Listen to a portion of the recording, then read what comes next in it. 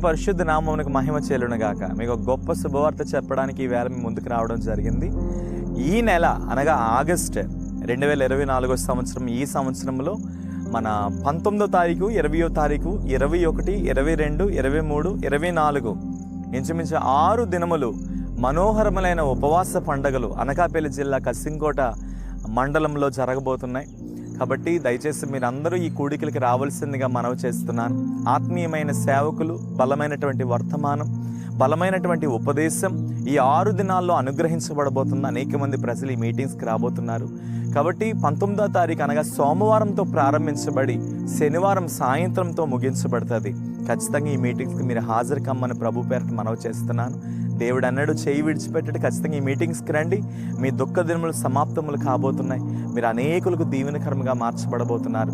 దేవుడు మిమ్మల్ని, మీ కుటుంబాలను ఆశీర్వదించబోతున్నారు.